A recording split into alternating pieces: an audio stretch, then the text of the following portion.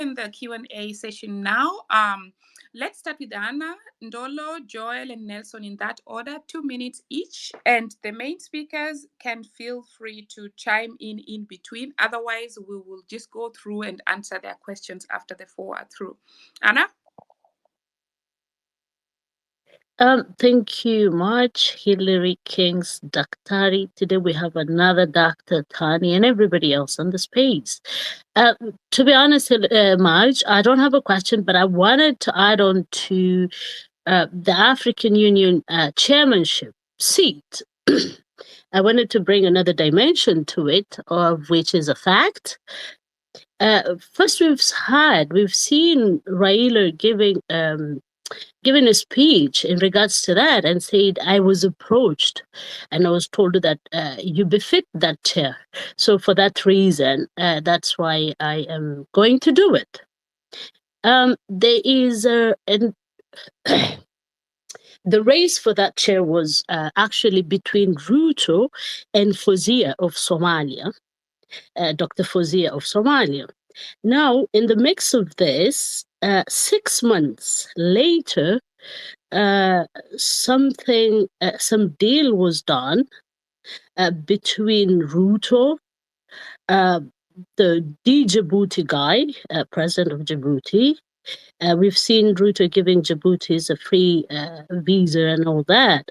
So the Djibouti aspect came in when they saw that maybe Fuzia is getting a lot of momentum, and this is information coming from Somalia.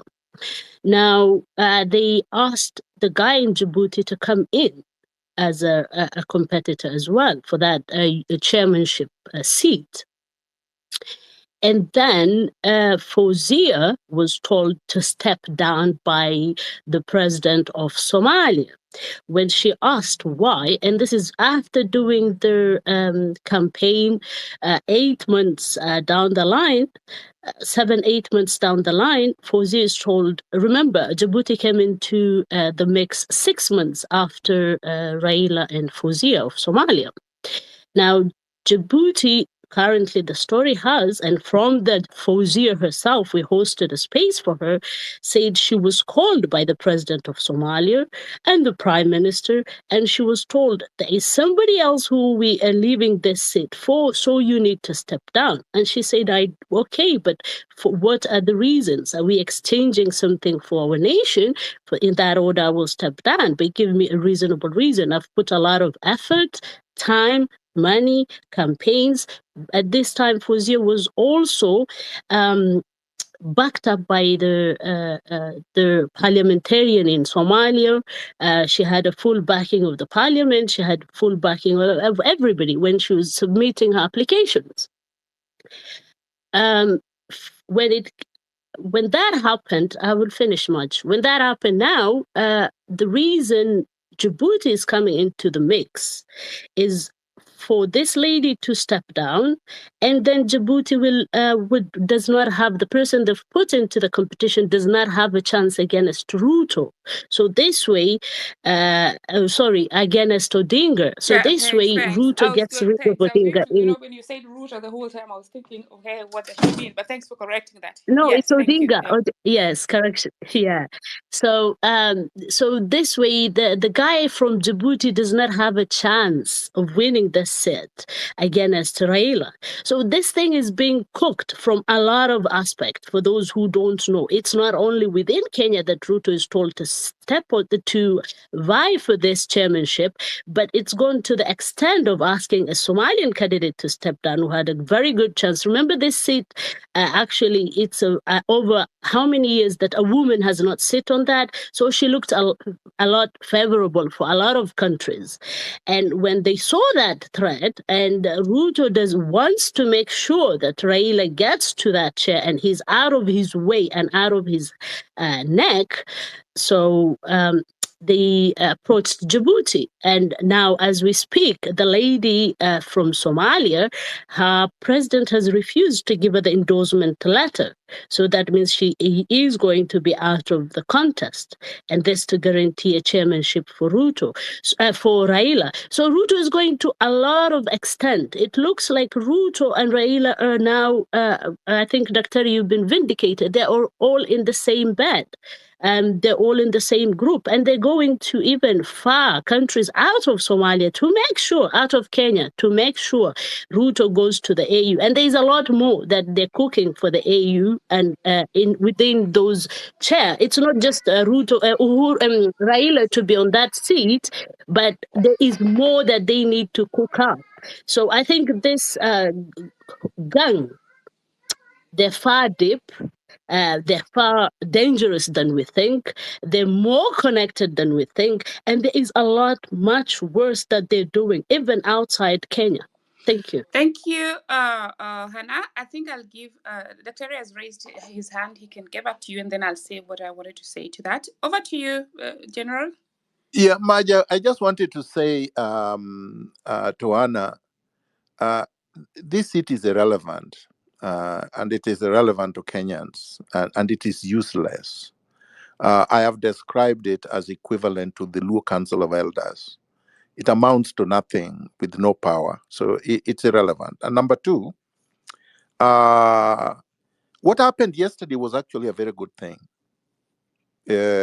Many people would agree with me that having all this organized mafia, the cartels and the conmen in one basket is an excellent thing, because now it has sorted out all these kind of shenanigans. Kenyans can see who their enemies are. I've been talking about this thing for years, more than 10 years.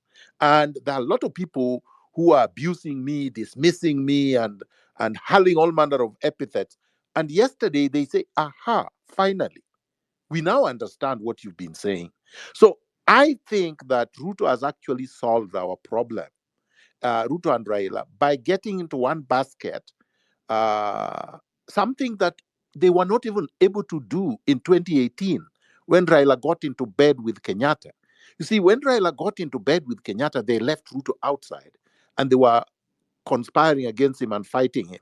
So that way, the elite were fractured and they were confusing Kenyans through that fracture. Now they are all in one basket and we need to bury them all together.